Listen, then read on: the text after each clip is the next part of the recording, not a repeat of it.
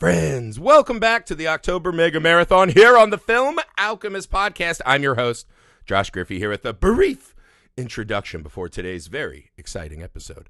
As you guys know, every October we do the October Mega Marathon. 31 days, 31 pods. If you guys want to make sure you get all 31 pods, you got to go to patreon.com/filmalchemistpod.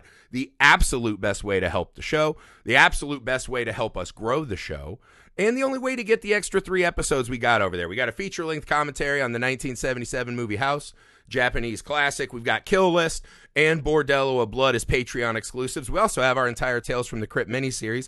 You can find 4 seasons of Tales from the Crypt over on patreon.com/filmalchemistpod. It means the world to us to have your support, especially this month when we're working as hard as we can to do this gargantuan undertaking. So for those of you that help us, thank you, thank you, thank you. For those of you who are about to, thank you as well.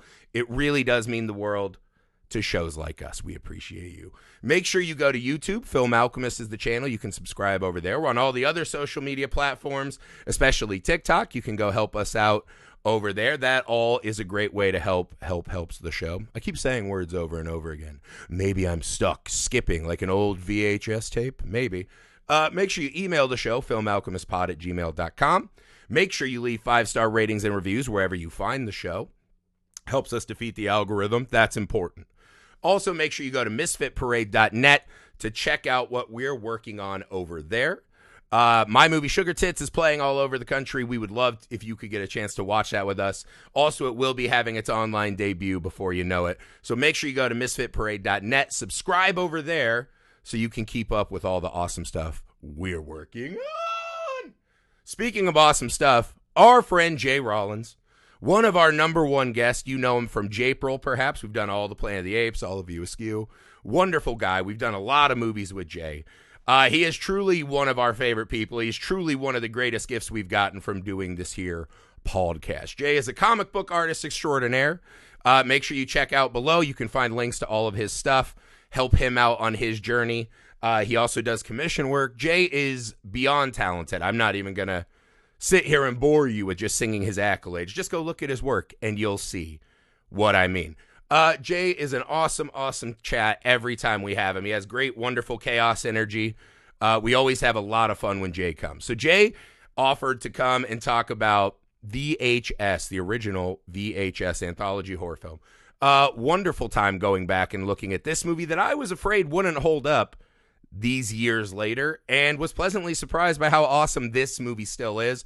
I was not surprised at all that our conversation with Jay was equally as awesome. Because that's just how he is. That's just the guy he is. So make sure you check out all of Jay's stuff below, please. Help him out as well as us. Thank you, thank you, thank you. And without any further ado, VHS with Jay Rollins.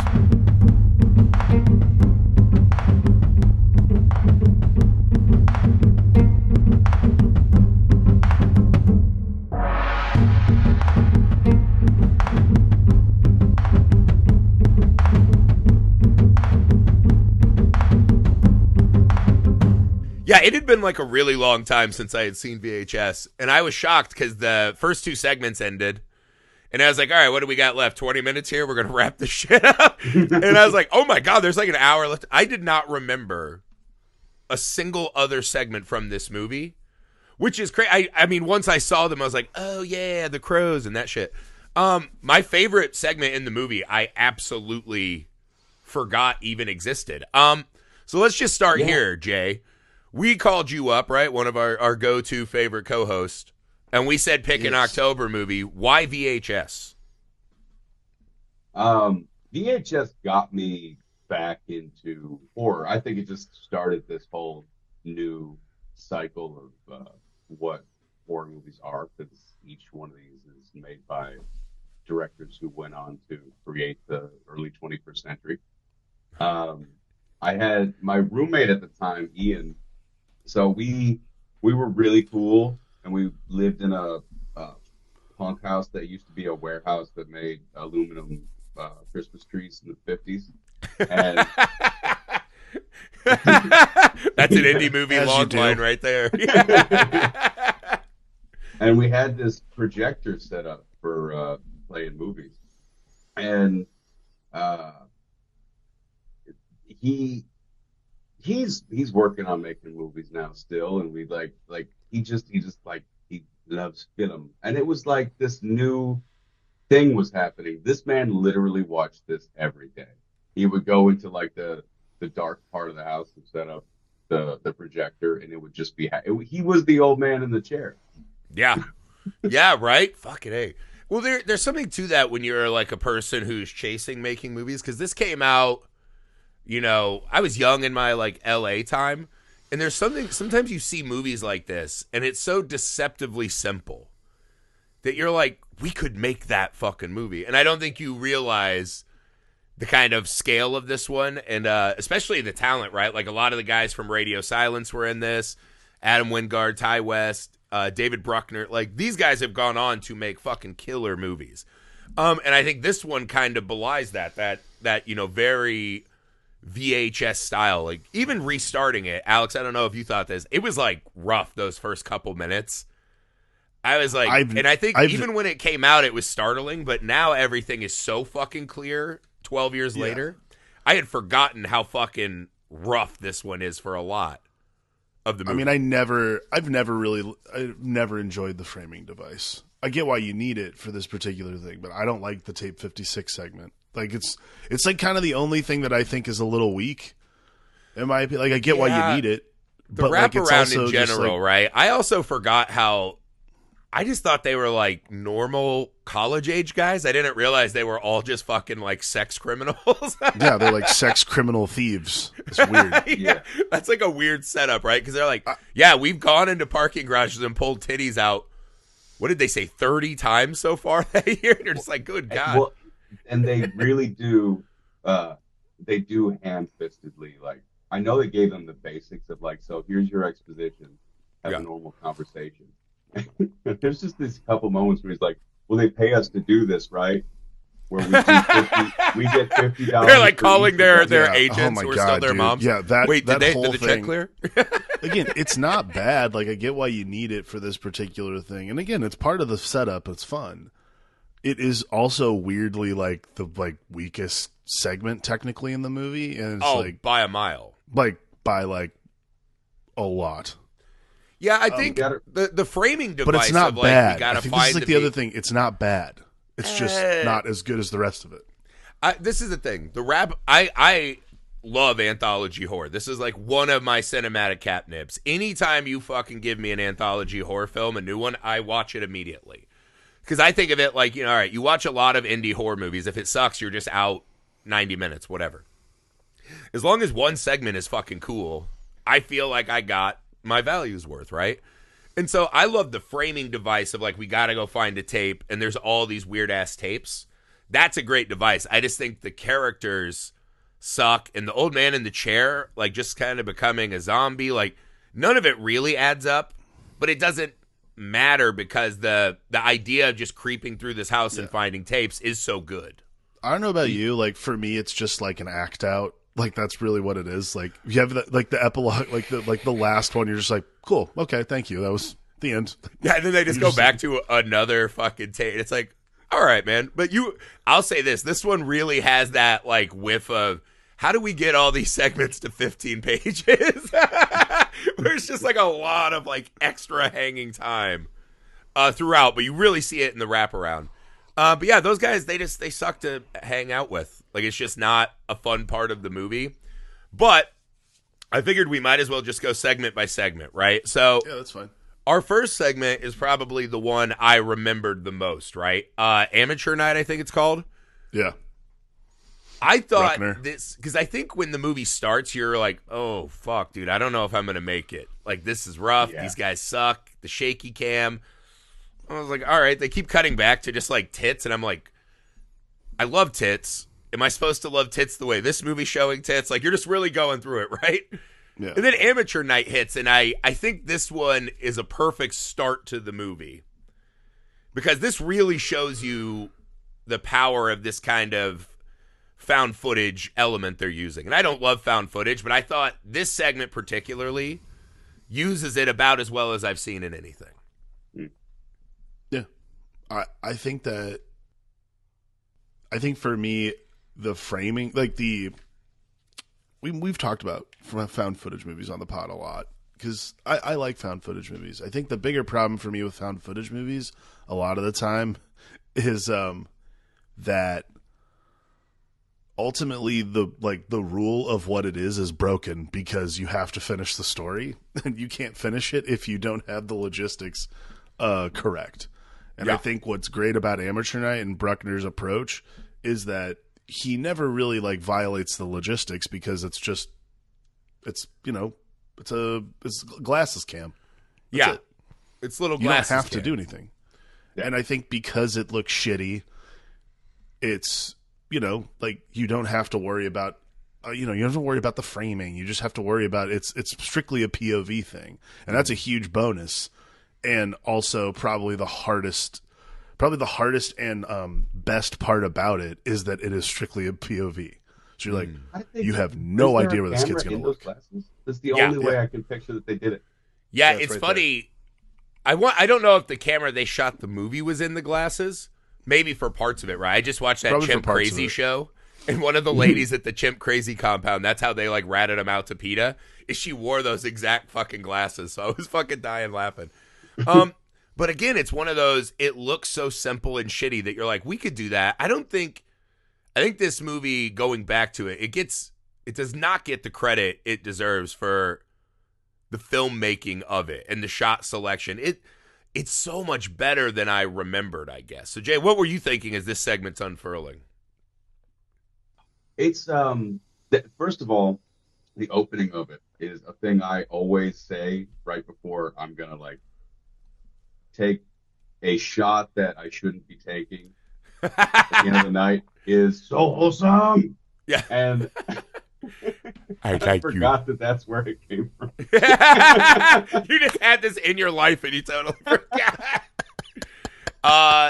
Yeah. So with I watched it with my wife last night, and I didn't realize that almost all of these are the women are the bad guys, but I'm strong now and I'm gonna kill you kind of way. And maybe the wraparound was written to be a kill the cat moment, so that you're happy that they're dead at the end.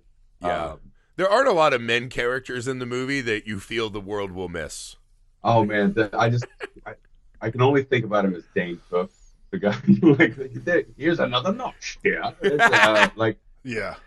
And the only thing, it's a little fucked up that I was giving them a little bit of that dude a little bit of credit, where I'm just oh, she's passed out and he's not going to do it, ladies and gentlemen. And then we do a little golf clap. I mean, he was about to until for some reason the guy with No Girl was just sitting there laughing like he was one of the hyenas in Lion King. I was like, dude, be a good bro and go fucking sleep in the tub. That's the move. The acting in this one is really top notch. Even just the guy laughing on the couch I'm just sitting on the couch, man. There's something that's so very, very real about that.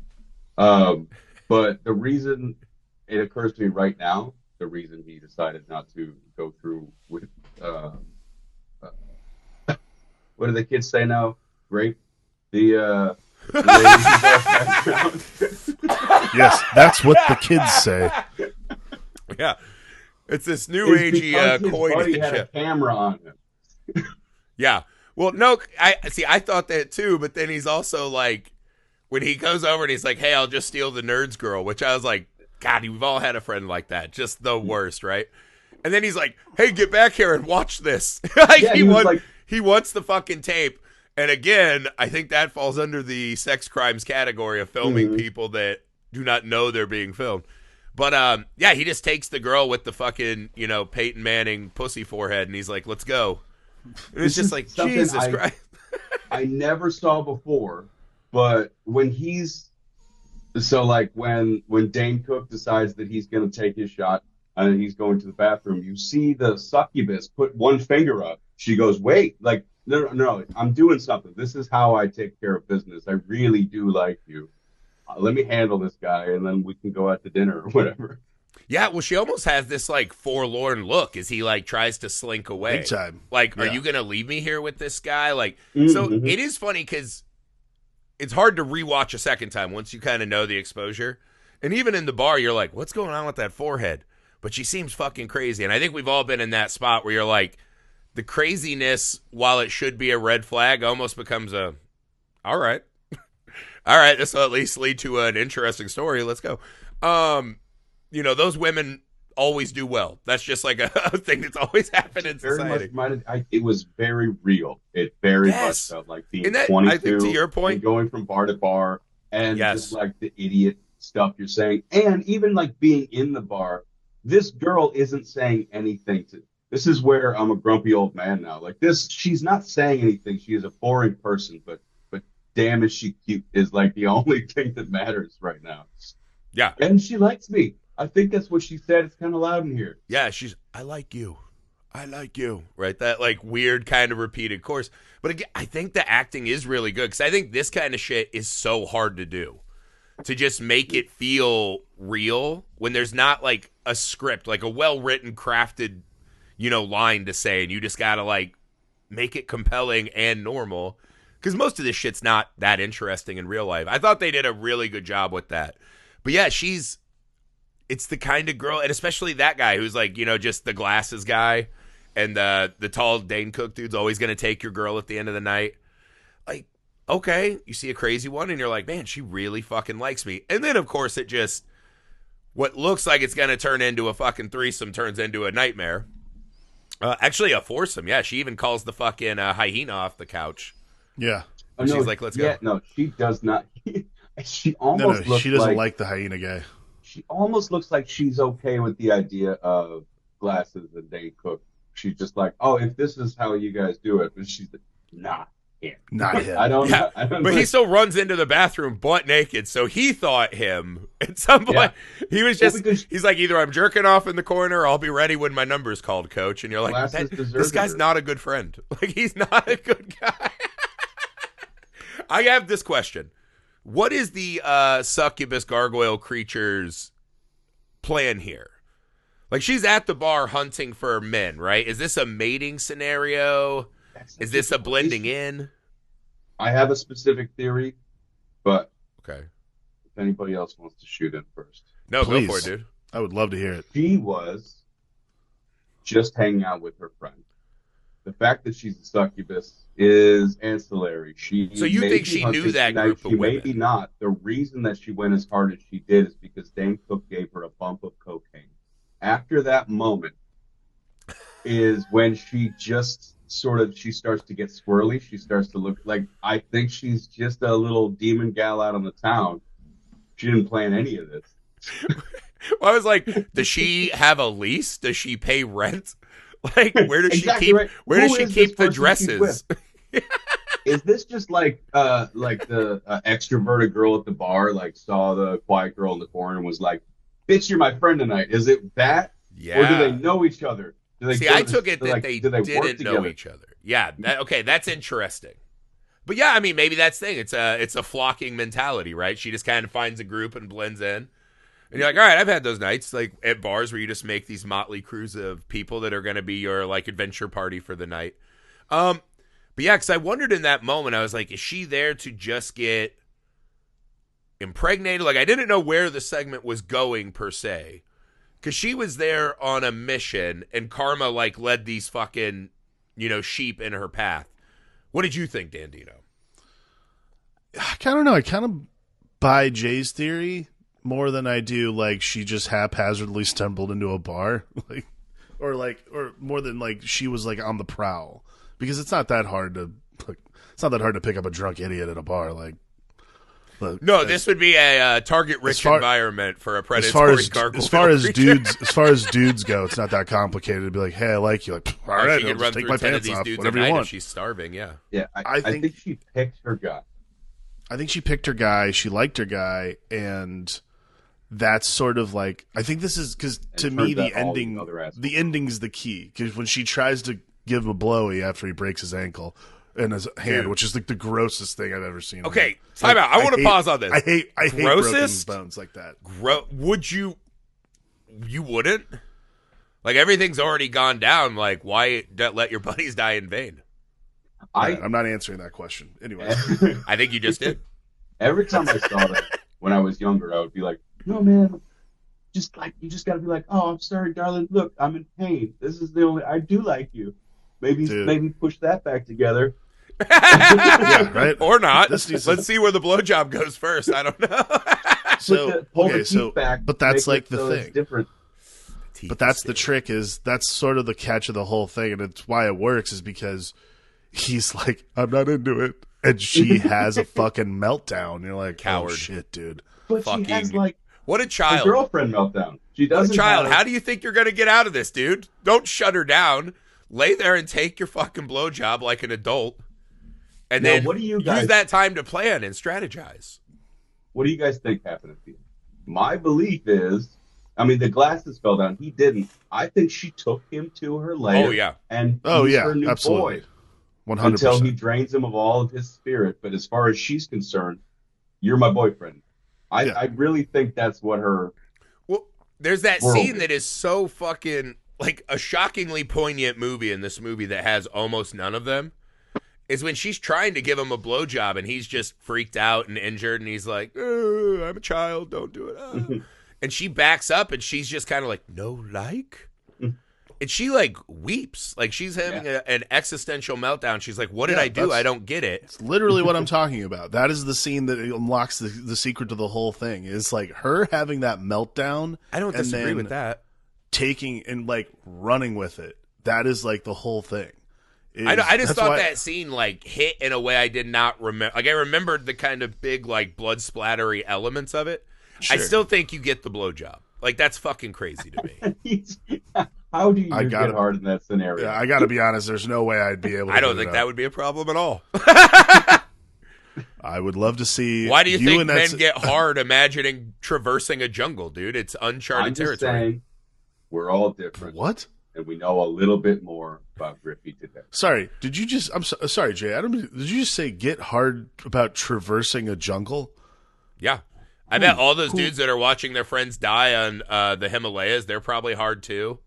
Oh wait, I didn't clock that one. Is that a like? I know people. All those guys who get hard while they're traversing the jungle. Is that a thing people do? That's why they have such sturdy khaki, dude, for sure. I'm gonna need an extra layer of snow pants today. I am fucking cool because I'm climbing Mount Everest. Yeah, dude, I am telling you, I think almost every guy you know would be fucking rock hard in this scenario. I disagree. I disagree with that categorically. All right, so our small sample size, because polling's a big thing right now. Friends are dead. 36% of American men 33% of American men are going to be able to get hard when a succubus tries to eat their dick. Yeah, you're going to die anyways. What is the fucking point of getting the papers? Whatever chemicals are running through your brain when you are about to be attacked by a demon. Yeah. Those chemicals make sure you don't get hard so you can run away. Yeah. See, I think fighting and fucking are like the same fucking evolutionary response, dude. I know you have 2 kids, but you should re-examine how you fuck then, because how fucking dare you? No, I think it's like life giving us our. I'm going to talk to Amy. This seems dangerous. All right, cool. It's armor. It's armor. I'm going to talk to Amy. Cudgel against life's fucking torments. I'm going to text Amy. I think he's taken to the nest, and he's like a Fifi, and I think she's making a little family. Oh, he's definitely a Fifi. Yeah. But he's going to get hard at some point. You might as well have gotten it out of the way, dude. You think she's going to deal with that? Yeah, her apartment, she has a lease on. She just orders hymns all of a sudden. So a woman with her head, a lot of Blue with her head split open in fangs, that's just going to do it for you? I mean, I think. I've never experienced anything like that. This is the truest Griffey response ever. I think that explorer of the further mentality that man has, I think that would come out. I think it's the same thing, like you would fuck a Martian and all that kind of shit. This falls in that category of course you fucking would. Of course you fucking eventually would. if the arm wasn't broken. Yeah. He's been paid, all your adrenaline's rushing to your arm to make sure that you don't feel every organ in your body's pumping at full power. Yes. Pumping at full power to make sure you don't feel your broken hand. In what better way No, than to redivert don't try all those to sensory... don't try to reason You your way out guys of that. That's not how. did you guys do the Hellraiser series? I got to re-examine Oh, that yeah. and see what you said about all the... That is, I'll the tell you same- this, Hellraiser is my same thing. favorite horror movie of all time, so maybe I'm telling on myself a lot with these. I don't know. I thought this segment absolutely crushed. I fucking love great. this segment. Is that Really why the fucking camera's fun. always above your nipple clamps? Oh, yeah, dude. I got my double khakis on right now, bro. For sure. All right, the next segment is called The Second Honeymoon. This was the one I was excited for when this movie Number came one. out because Ty West was the only one of these directors I was really into at the time, right? Ty West obviously has gone on to just fucking crush, right? He just finished the X trilogy and all that. I got to say, though, this segment does very little for me. I appreciate the kind of subtlety of it. I think it pays off pretty well in the end. This first, 80% of this short are not good. Just completely uninteresting to me. What did you guys think? I think it felt so very real. And it's one That, of those 100% things, agree. Yeah, it's one of those things where already knowing what's going to happen at the end makes it so much cooler because he's such a wiener. And yeah. Dude, You're he's just every I'm so normal, excited for basic this. guy. Yeah. The thing that my buddy Ian, who watched it all the time, the thing that he would always point at is just I really just want to play craps because it's a group participation thing. I really want to. Well, nowadays he would just be doing Loser. he'd be on a group chat doing fucking DraftKings bets with his buddies. Yeah. But that's what I mean. He's just every fucking guy you know who's just become a normal suburban dad. Is that fucking guy, right? The thing I latched on to this one that I did find really fun was I love the old gold miner Zoltar machine. Yeah. And it was just someone's going to come in your life and love you, and it's going to hearken a new change in this. He completely spells out the twist right there in that fortune. And she's like, I'm going to keep this one. I love that. And First it's half one of is those I've unfortunate. never latched onto it once watching this movie until this rego. And I was like, I think the thing about this one you take away from it, the thing at the Grand Canyon, you're like, that's an absolute waste of 4 minutes of my life. But what it is I think the fucking balls of someone to be in this kind of an anthology and tell this kind of more subtle, but probably for most people the scariest segment of the movie. Yeah. I love the balls of that, right? And I'm not surprised he went on to be the best director of the group.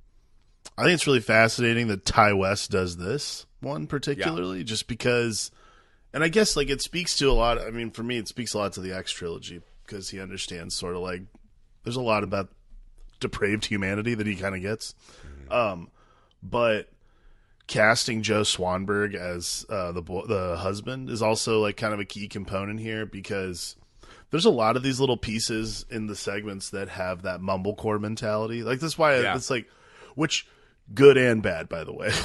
I'm not saying mumblecore was the greatest thing ever, but this is a great example of it actually working in this genre particularly because you never think about it working for horror movies. At least I don't. So it works really well here. And then again, I like the slow burn is really key. Because once you get to the end and you get the ending, you're like, Jesus. Because you're half asleep watching these people for most of it. You're like, well, oh you're my not God, wrong he's because fucking the Grand Canyon comes boring. right after the first reveal of someone's in their room filming them while they sleep. It's kind of one of those found footagey things. I was like, I'm pretty sure I would hear a switchblade flick open and wake up when someone's pointing the camera mounted the bright spotlight light in my on you. face. Yeah. But it is this fucking horrifying. There's this old short film. I can't remember what it was called. It's one of the coolest things I'd ever seen when I was younger. But it was just this lady who's like, something's happening to me at night. I don't know what's going on. And she set up a camera in the room, and then at night she's sleeping, and something comes and is making these weird sounds and picks up the camera. But when it picks it up, the thing is a foot tall. And it kind of plays with her and then runs through. And it blew my mind in college. I was like, this is the greatest short film ever. There is something just inherently horrifying about when you're shut off. Someone just being in your space and watching you. And the money's not even the thing, right? But when she pulls the covers down and puts the knife near the underwear line, you're like, Yeah, that's like real world fucking horrifying. Yeah, and then like I think that home amps invasion up fear. the kind of subtlety of the rest of those segments, right? So I get what you're saying. That shot specifically, what I was thinking was when at the end of it, when everything's over, she's gonna look over those and go, "What the fuck was that, babe? What the fuck was that?" She's like, "I don't know. It's like hot. We got the knife." No. Right before that, I was telling him I don't want to film. Don't film me. Don't film my tits. You're like on my ass with a knife. I don't like that. Don't do that. I was asleep. She was the one holding the camera when they did the blood makeout, so I think she likes it, just not from him. I think if there's one problem I had with the short, it feels like they're a couple that's been together for a long time to me, and I can't in my mind place where this other lady comes in. Like, how long of a con is this to steal like $100? Is this like a weird sex thing they do? Because the scene where he's like, "Hey, pull your tits out," the girl pounds on the door as if she's been spying and knows this guy's trying to bang her lover and interrupts, right? So I think the timing of the relationship is tough for me. Okay, so the Zoltan machine says you will reconnect with an old friend, blah blah blah. Yeah. She dated her. This is my in-head canon timeline. She dated her sometime before him. They reconnected. I think this is where the guy is just a big old wiener. She scared me, like whatever, because her plan. She said, "I want to like, can I hitchhike?" Yeah. Her plan was to like bunk up with them, and they would do this in the car, and that they could fake the two of their deaths and just fucking go and just like live somewhere. Mm. But little wiener was so scared of a little girl that like the plan had to change. Well, okay, I get that. Also, again, this gets back to be a man. Let her in the room, dude. Who knows where that could lead? What if you're just like a worthy threesome partner and you get to fucking live, you coward? I do wonder, but see, this is the problem with this one. It has some of those little things. Griffey do not represent everybody. 33% of American men would let that fucking strange woman into their room. Yeah, and 100% of American men on this podcast would not allow that to happen. I know you, dude. Please. Oh, my younger self, I would have been into. Amy would not have accepted this journey, but I would answer the call. When the fucking flame of Gondor is lit, you must answer the call. And that knife would have been in your neck an hour, like a whole. Yeah, what am I gonna do? Die the next night, just crusted in my own seed by myself? Like, come on, go out. If it's your time, go out heroically. The other question I have, right? If that's the story of the movie, why doesn't she just push his ass into the Grand Canyon? Be like, yeah, that dumbass was trying to crawl out a little further, and his unathletic ass fell into the canyon. Right? It's like, we're Bonnie and Clyde. We're gonna do. See, I think that to me makes more sense of that. This is some kind of weird fucking game they do. They film the makeout, and then they go back in the room and have sex by the dead body. Like, I think something like that. It kind of massages over some of the other questions I have. That this is like a long game that they play. Yeah, I'd say thematically that's what makes more sense. Yeah, because at the end she's just like, you erased that, right? And it's like, so they've had this before. The friend in the weird mask clearly likes to film it and keep the tapes, and that's been a problem for them. Yeah, I think it's a kink. Okay.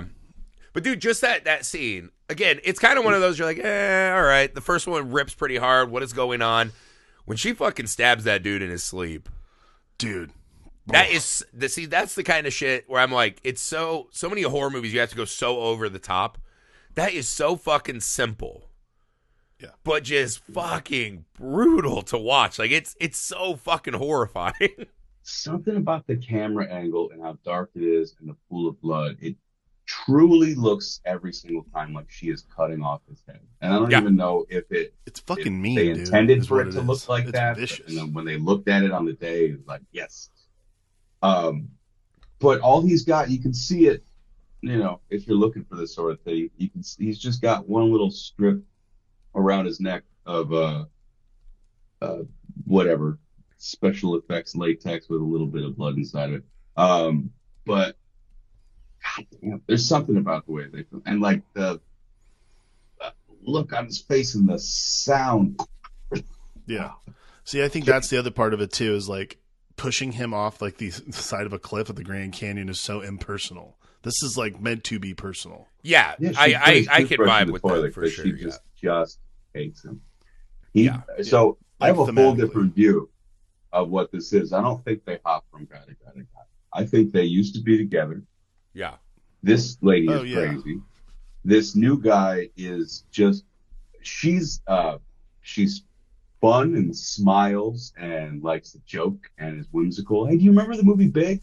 Oh, here's $1. Like, just not even. There's no fun and whimsy in him. Yeah. She So comes you think back she into her didn't see life. the girl at the door when she knocks? Because they cut away from that scene. We never see what happened there.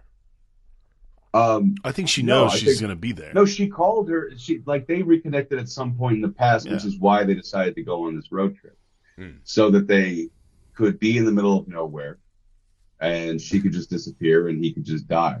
And you could just push him off the cliff. You can also just break up with him, but that's not what. That's also an option. Wanted. That's not what ex-girlfriend wanted. I think ex-girlfriend truly hates him, which is why she fucked up the plan. I think the plan was, okay, you pop in, you go, oh, I'm a hitchhiker, let's hang out, and then can you take me? And then I'll say, oh, we're on the road, we're going that way anyway, and then we'll all be in the car. But we never saw her speak, but she got too spooky, and she just hated this guy, and he's like, no.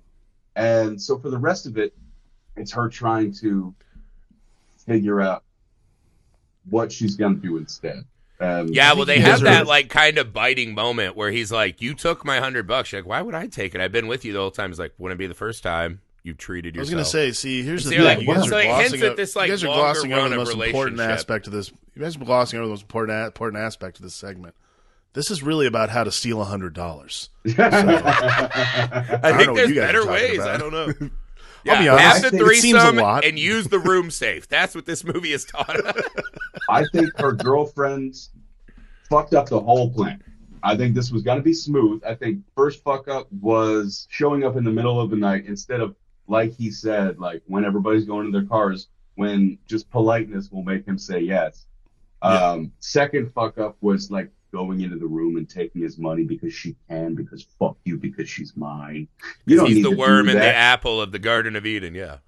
She's just weird. Like she's like she didn't need to do that.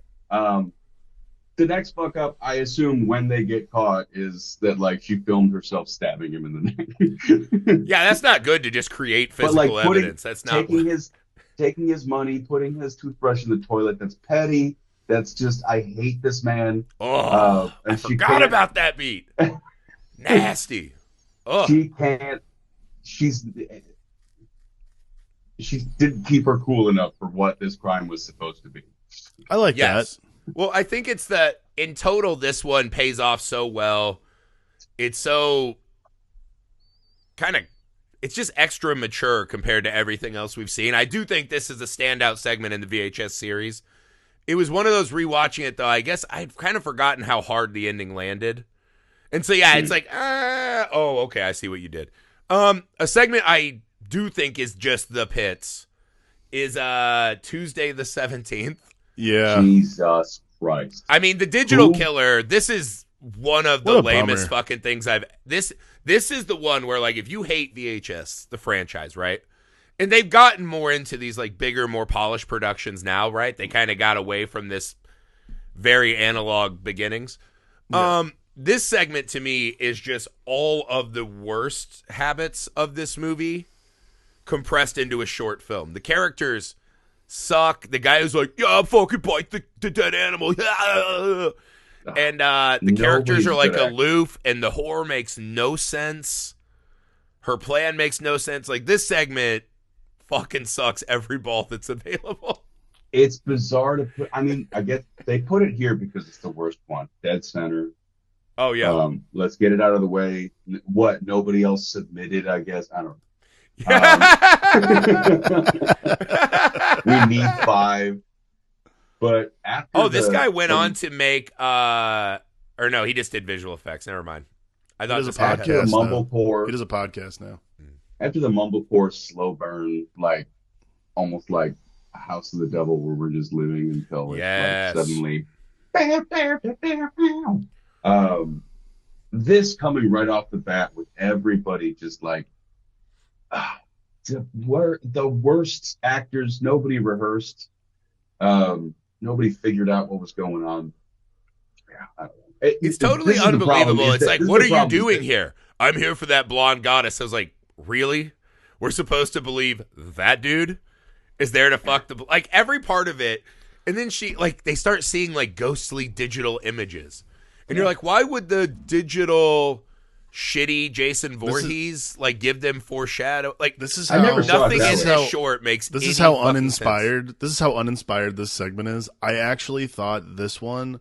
I confused this one and the one from VHS 2 from the guys who did Blair Witch, the zombie headcam footage. Oh, that one's so good. And I was like, oh, sweet, I forgot about that one. I was like, yeah. And then I was like, oh, sweet, it's the Woods ones. I'm like, It's oh, funny you shit, say it's that. this I one. forgot God that damn it. that was in part 2 because I also thought this was a zombie thing. That's So like what- somewhere I that's made that crazy. same link. I just had was no so idea Me too. what it It's was. the opening shot. Yeah, I thought the exact same thing. Yeah. It's that opening shot that looks like it's gonna be the zombie one where it's at the And then park.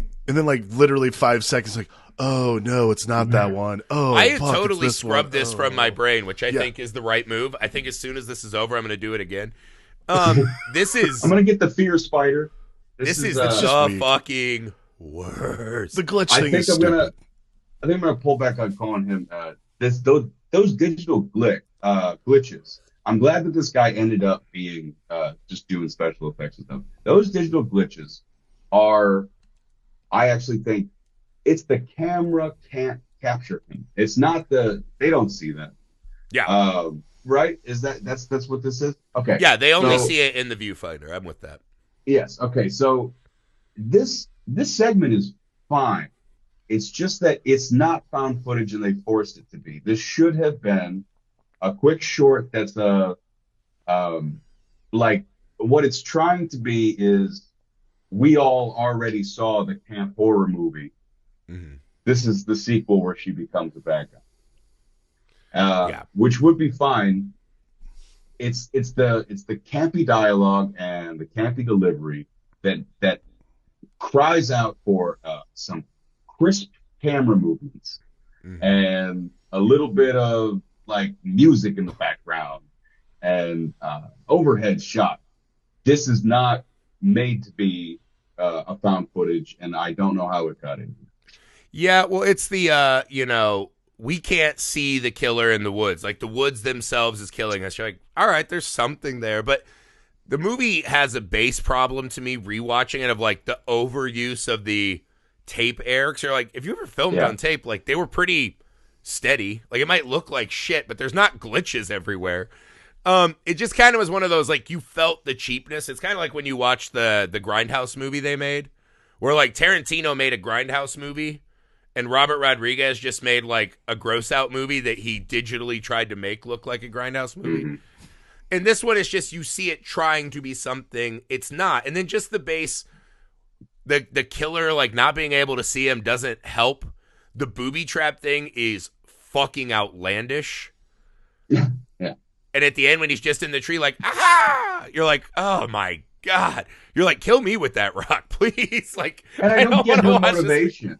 Like, because if this is, I know what you did last summer, part 5.3 or whatever, Yeah, where she no one finally is going to believed get me. one over on it. Yeah. Why is she also like kind of gleeful about killing her friends? Like, shouldn't this be like, this is the sacrifice I need to make Yeah. because he'll go away if I do that? Not, you're all going to fucking die out of here. Yeah. What's that 'Cause then for? she can't make friends. She only has one friend, and it's vengeance. Also, I was like, hey, if you're going to do this, like, I don't know, buy a gun. It's America. Like, there are better options to try to do this. Like, put on some fucking body armor instead of your Old Navy outfit. Like, what are By we a doing God, here? It's America. Josh Griffin. Yeah. It's just, I really Again- like drawing a caricature of myself that is not flattering. yeah, you are, wow. I don't even Get have a them gun two myself, but bitches I in would if I bed. was fighting a glitch in the woods. Yeah. I'm not nailing spikes to a fucking pallet. I've never been on a mission of vengeance. I think I would do Just better. quit while you're ahead. Quit while you're ahead. Just- Well, yeah, like this movie should Better have. than We'll this just lady, quit now. for sure. Yeah, this movie sucks. My absolute favorite segment is the next one. What is it? The sick thing that Really? happened to Emily when she was younger. Joe This, to Swanberg me, and Simon Barrett, is the dude. absolute best segment in this movie. It's fucking insane. The writing is incredible. The twist at the end I thought was fascinating. And this one too, it's so fucking simple because it's a thing at the time that felt strange, the video call. But I think it's aging in better and better because now we're on Zoom right now. We're all on Zoom all the fucking time. And I think this one to me has aged the best. Like I think most people in this would rank it Ty West, Succubus, and then kind of a hodgepodge. To me, this is the best one. I fucking love this segment. I think this is the most. This was the one I was most when this came out. This was the one because I fucking love Joe Swanberg. I don't know why, he just makes stuff that I like. But him and Simon Barrett doing this, I was like, oh shit, yeah, dude, this is gonna. This be is the one I was like, fuck, I wish I had written that. You know what I mean? Like this one is like loved it. This one is. Again, it's I think this is the thing about like we talked about this. Did we talk about this before the show or on the air? I can't remember. But like when you watch stuff like this, it's just like you either get inspired, or you're like, oh damn it, I'll never make something like that.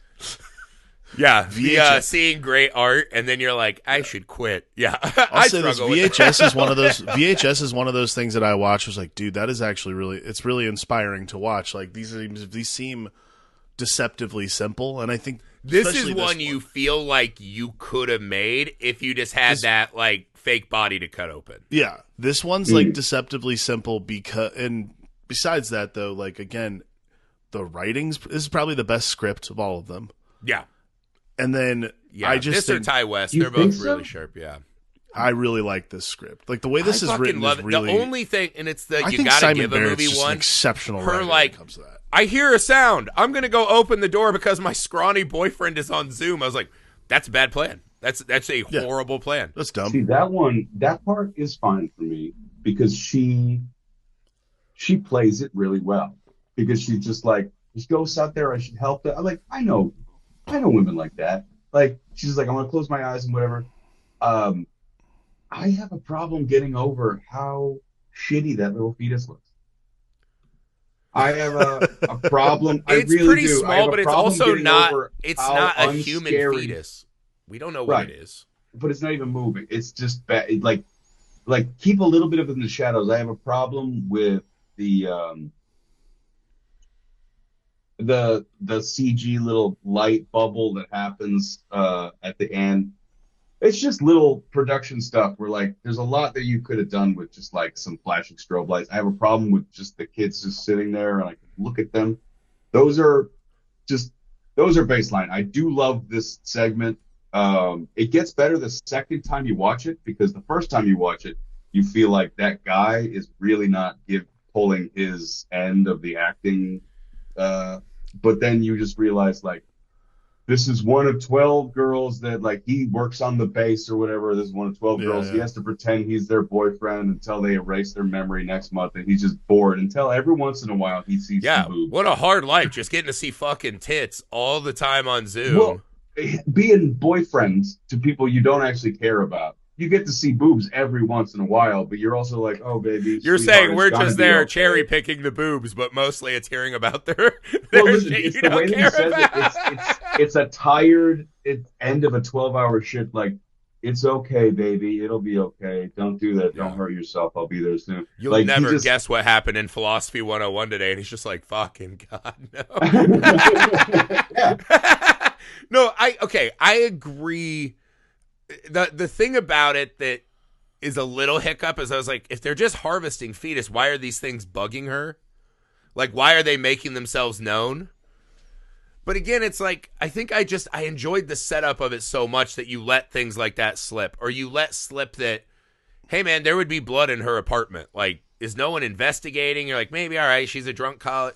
Like, there are things that in hindsight, you're like, don't really add up. But I think the movie executes its premise so well that by the time he comes walking out of that door, you're even like, would she not hear him in the fucking apartment with her? Like, we've lived in apartments. They're not made for like high quality sound. Like, what are we talking about here?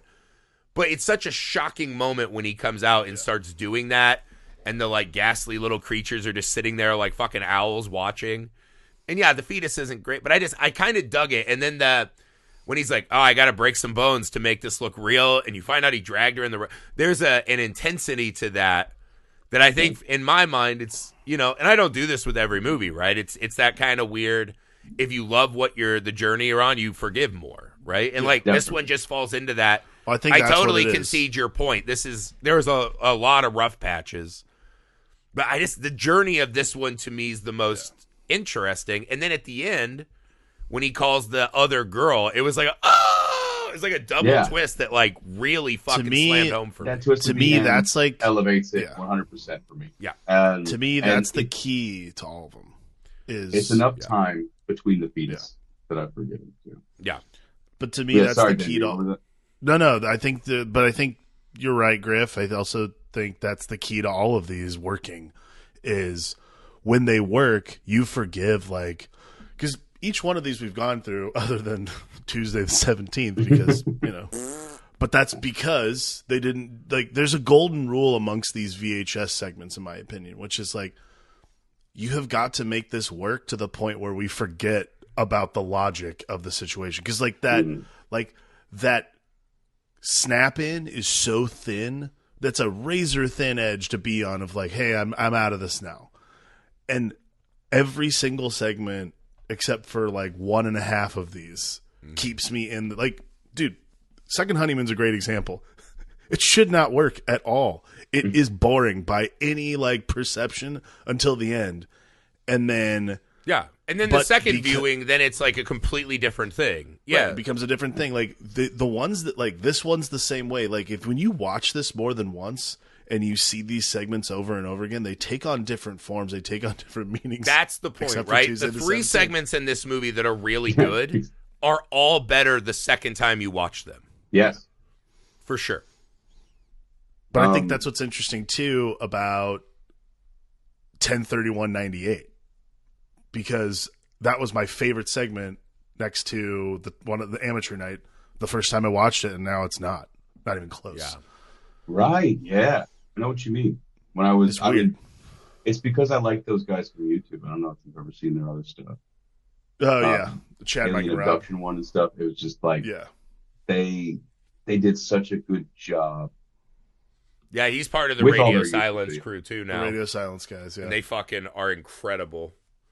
I think it's a genius move to be that good at CG at the time, and then also choose to grain up your footage and do make it look shitty again. It's always perfect. That's why I always think it's hard movies back because then. this one for me suffered a lot. I think following the Alien Baby segment, which I fucking loved, this one felt like we were getting back to like, are we just with the fucking annoying douchey guys from the wraparound? It's like those guys. It's like those guys from Amateur Night survived. And you're like, oh, I got to watch these idiots again. Yeah, and they're just like, damn it. let's go. I like that. Yeah, let's go to the house party, and they show up and no one's there, and you're like, all right. left. And there's like some like weird ghost gags, and it's like, okay, all right, I guess I'm following along, and it just, I think there's a fulcrum point in this one where it's when they hit the attic. That could have been a really interesting, fun segment, right? And again, writing one of these movies myself now, right? I've started doing some anthology horror stuff. It's fucking brutally hard to tell a story that's compelling, makes sense, can still shock. It's fucking tough, man. Short form horror is very fucking hard. It's like writing a great joke, right? It's just setup, punchline.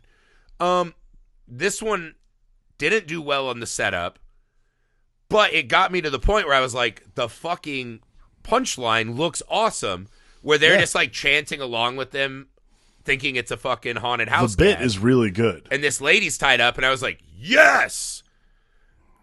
And then they don't do anything with it. They just run through the Blum house opening logo. Yeah. And it's like, oh, what the fuck is this? What? Like, how is that one the finale of the movie, too? That's the other. I think placement does not help this one at all. It is a terrible finale. They should have cut out Digimon, digital monster, and instead put this one right before Alien Fetus. Alien Fetus is the end. Cut the credits. It feels like this whole thing is smoother. I don't know. You guys are the movie making movies and moving in a shaker, LA types. Is that too short of a movie? That's me. Well, no. Now we're in this age where people don't mind if your movie's 80 minutes, 75 minutes. Like, we're seeing more of these low budget indie movies. Like, 75 to me feels like the threshold we're all trying to reach. But people don't care, because that's the other thing. If you're making a low budget movie, the worst thing you can do is just drag it out, right? Yeah. Where people get more chances to see, oh, that set design's not that good. Oh, that actor, the 8th actor they tried to find in their small town can't quite fucking carry a scene. Like, shrink it down and just give us the good. Like, people don't, like, I'm fucking pumped when I see a new movie that's like 75 minutes on Shudder. Yeah.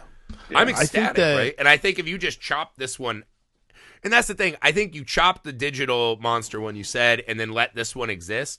It's the one, too, to me that doesn't feel like it's part of the anthology, because all of the digital shit, it's just way too polished. Even though it's blended very well, to your point, it feels like it's part of a different movie to me. I agree. And it's actually where VHS finds itself now. Like, it would fit in way better in one of the new VHSs than this one.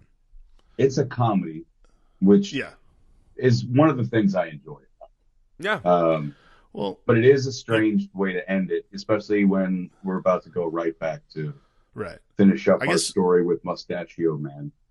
Yeah, see, that's the problem, is like, it doesn't fit with the frame device, and you're like, what? Like, here's the thing, if this ended the movie, like, straight up, was there another segment after this? I thought this did. Wait, no, does the epilogue happen before this? Yeah, the epilogue happens before, right?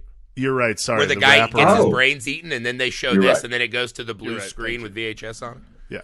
So, no, I mean, again, this is the thing. I think this one, too, even trying to talk about it, there's not really anything to talk about. Like, it's kind of a nothing burger that's just fun. Like, it is fun.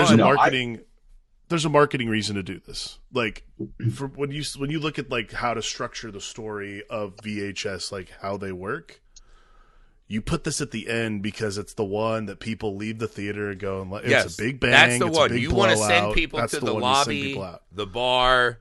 You want to make the thing where they don't get in their cars and leave the theater. They stand in the parking lot and keep talking about it. But I think you want your last segment to do that, right? Right. But I think this is the key for it, is because the Alien one would have done that better. Okay, so here's my thing. If you end with the Emily story, and that's the one people walk out of the theater with, you're walking out of the theater with people who are going to be in a mood like when you walk out of, like, a Lars von Trier movie. Like, you're just like, how dare? Not a bad thing. Maybe that's why I like. I'm one of his last, like, true lover. Not as a human. No, I'm not even saying that's a bad thing. I think the vibe you're sending people out of the theater in is really important. But because you're sending them out with the radio silence short, what you're doing is you're sending people out of the theater like, oh, that was pretty cool. But can you, like, that first one was fucking metal, right? Like, you're sending people out. The one that looks the most like a movie. Yes. It's super fun. I do think it's one of the things even writing our own anthology. One of the hardest elements is how do you fucking play these? Like, what order? Because there's some that you like and you're like, well, those two stories have a similar element. Let's move them around. And you're like, but that one's better than this one. I think it's really... Like, they did perfect burying Tuesday the 17th. Like, you have to do that. That one has to be in the dead middle where people are like, oh, I'll just go pee now, right? Like, they did a great job of that. I think you have to open with the succubus for sure. Yeah. Right? The Ty West one also feels like you're coming in hot. This is your moment to catch a breath. So it feels like they really had a very well thought out. Paced really well. And it just came to Jay's point, you can't have the shitty looking alien fetus going after this one because it's visually so much better. 100%. But I do think story-wise it's so much flatter. I think that's an interesting, if you just flipped those, what does this movie look like? I think to me it's, what is that? What does that look like? I'm going to give this movie I'm going to give this short a little bit of support. It's not getting enough. I I like these guys, and I enjoy their interaction, and I think that They seem do like well real together. friends. I'm with you. They seem like real friends. I think, like the teddy bear moving around thing is always very fun. They're they It's all horror tropes. Obviously, they're not breaking any rules. But the amount of skill that it takes to have like those shots all line up in Oh, for wonder sure. is just so fun. Um, and just to talk about the plot a little bit, I want to ask you guys what you think happened, because just because my wife and I argued about this last night. That woman was a possessed by the demon lady who's going to take over the world, right? She was definitely the She's the nexus bad for guy. whatever. Because at the end, she teleports out of the car and she stands and looks. Because at first when she teleports out, she still is screaming. And you're like, okay, something's trying to catch her. Okay, but then when she stares and the crows are coming. Also, again, for such a fun short, they kind of miss every one of the like 3 whites that have her tied up there, right? Like the country whites. Just having them like float up to the ceiling, like give me a different look. You get that once. Yeah. The other 2 should be different, like telekinetic kills or whatever. You're right, because I know what you're capable of. Yeah, I see you exactly. doing Now other you're doing stuff. like car shit, and you have crows, and you're responsible for all the spooky shit downstairs. Like you get the fucking floating one time, and then do the other 2 differently.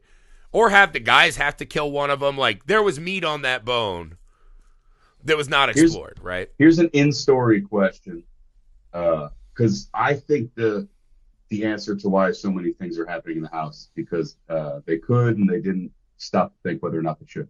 But Ain't that the way? but in-story question, are the spirits of the house, because it's not just that lady is possessed by the devil who's about to bring about the end times. That's what I think is happening with her. But the spirits of the house are Victorian children and shit. Are the spirits of the house trying to keep her trapped in there so she doesn't stop the end times? And are they going, you fucking idiots? Because they're making the doorknobs disappear. They're making it so they don't want her to get out. Or, because we don't really know where everything's going. I think the way I read this one, right, in hindsight, and this might just be me doing too much mental gymnastics. So she's about to be killed by these farmers, right? She is a demon with a mission, some kind of like possession story, right? How did these guys get the wrong address, right? Did she somehow reach out and find the exact right rubes to bring them there? Like, what the fuck are they doing there? It never really makes sense.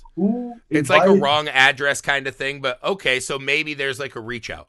Why does this look like a corny haunted house to them? Because there's no rhyme or reason to the haunting. There's hands, there's a ghost child, there's the teddy bear, there's chairs moving. Is this spirit drawing them deeper and deeper into the house to itself by making them think they're at a really fun haunted house? And then at the end, as the doors change and the hands are scaring them room for room, it feels like it's funneling them where it wants. Like, don't anchor down in the house and call for help. Run out the door to your car, right? Get me outside of the fucking square of this house, which might be a holy place, or that's why they chose this place. And the best route is because send them out to the back steps right by their car. I like that, Reed. I like that. Oh, they do have to run around the side of the house again to get to there. So I don't know if that's right, but to me it felt like the spirit drawing them in and then showing them the light. It's like that scene in Ang Lee's Hulk, open the door so we can see the light, and he'll get out and we'll fight him in open air. I do not recall. You're right, though. There is no particular reason that I can think of that the cellar door couldn't also just turn into a bunch of bricks. But it's like, okay, no, this is the route.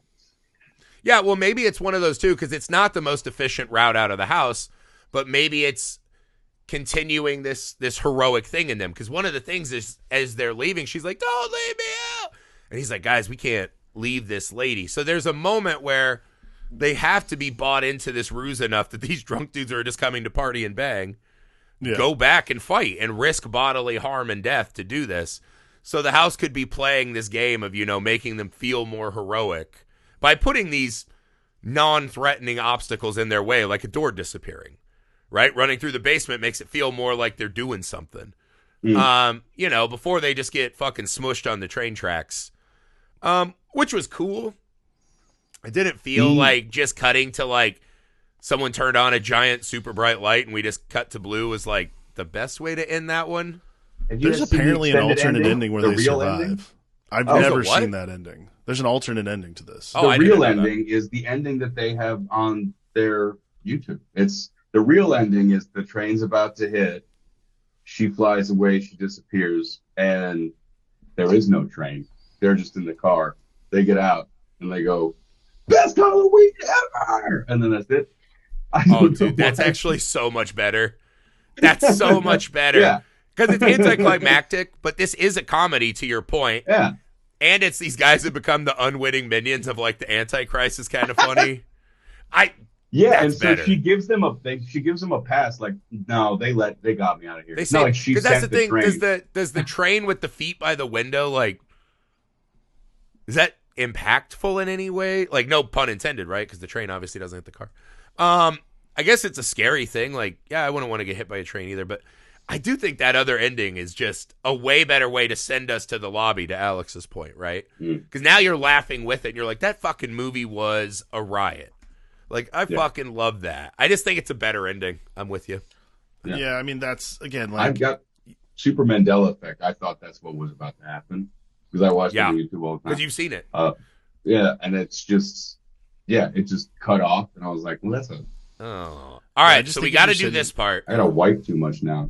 The ranking. I need everyone's rankings of the segments, right? So for me, it would go Emily 1, Amateur Night 2,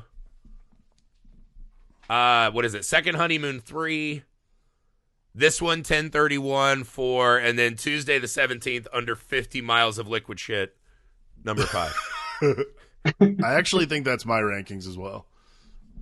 Like, I truly think that Emily segment is just fucking rock solid, man. I love that shit too, man. I do. I also like alien abduction shit, so that's part of it. So. Yeah. Oh, I'm just trying to find a list so I can remember what the... I bet most people... I'll just call I bet if you whatever ranked most people, they would have Ty West the highest. But go ahead, Jay. Yeah. I don't have a list of the names in front of me, but I'm just going to call them what I call them.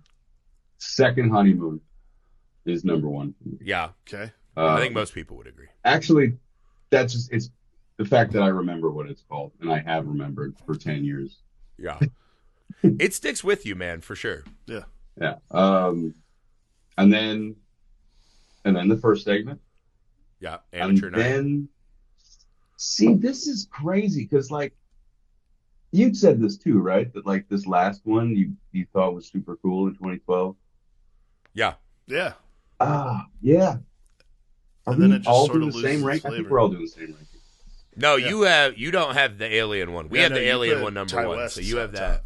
way higher. Oh, you put Alien one on top. No, I think that's...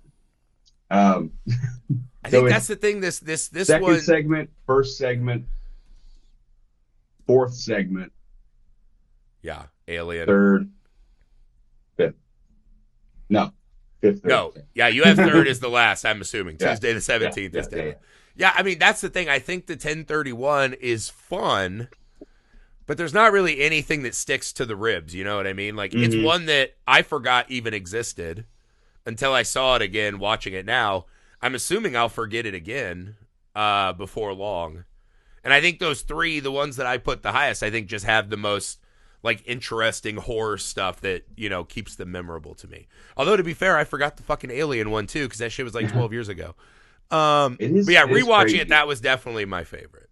It is crazy that in 2012, one of the things I liked about that last segment was how flawless the CG was. It's spectacular.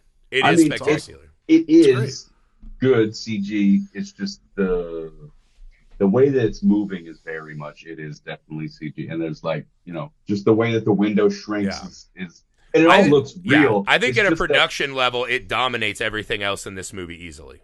It's just that in 2012, I was still like the magic of that still did something to me, and I think that like that Yeah, swayed before every single thing is CG now. All right, Jay, final love letter to VHS, a franchise that continues. I was actually thinking we're in the middle of October Mega Marathon now, so I'm sure it'll bring a shudder to Alex to hear this, but I've already been thinking about next year's and how we should just do all the VHSs. I think the newer ones are actually kind of revivifying this thing. Like the last two have been so The fucking last good. one was awesome. The 80s one, VHS 84, was fucking amazing. Yeah, the 80s one VHS was 2 pretty is dope. still my favorite.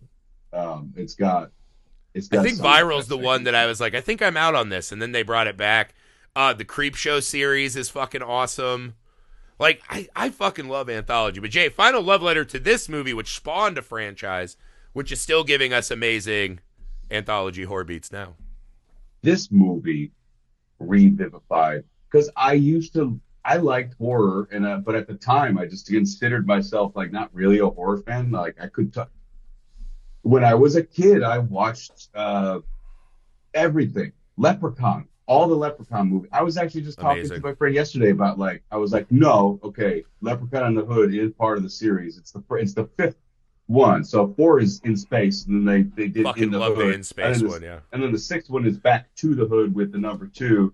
Yeah. Because they're revivified. Like, I cared about that. I liked that stuff. But then, like, by 2012, I was like, I don't know. I don't really go. Well, the see early 2000s Paranormal weren't Activity. super fun. It was torture porn, really sweaty yellow remakes of 80s slashers and Japanese horror remakes. That was like kind of our palette for that stretch.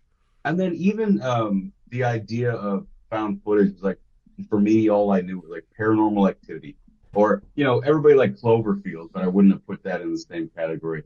But when this movie came out, and do you guys ever see SLC Punk? You've seen it. Oh, yeah. Punk.